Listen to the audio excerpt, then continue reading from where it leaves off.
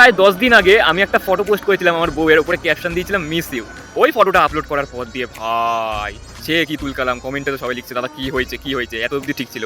কিছু কিছু আবাল যেগুলো হেটাস আছে সেগুলো ভেবেছে আমার সাথে আমার বউয়ের ঝামেলা হয়েছে, বউ আমাকে ছেড়ে চলে গেছে, বউয়ের সাথে আমার ডিভোর্স হয়ে গেছে।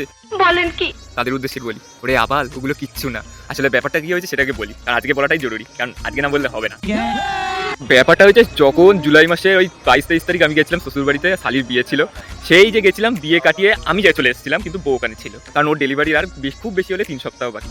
তখন ছিল 1 মাস কি 1.5 মাস ছিল, এখন খুব বেশি হলে 3 সপ্তাহ বাকি। তাই এতদিন বউকে ওখানে রেখে এসেছি, বিয়ের পর এখনো অবধি ওকে ছাড়া আমি থাকিনি। এমনি তো আমার বাবা মা নেই, আর থাকতাম বলতে শুধু বউয়ের সাথেই থাকতাম, আর আমার একা শোয়ার তেমন অভ্যেস নেই। তাই জন্যই প্রায় 2 সপ্তাহ 15 দিন তো হয়ে গেছে, তাই জন্য ভাই মিস ইউ লিখেছিলাম। ভাই এতদিন সাথে নেই, একা একা পারি না, সত্যি মিস করি। বউ হয় ভাই, তার মধ্যে ওরা এখন এই অবস্থা, ওর সাথে থাকতে পারছি না।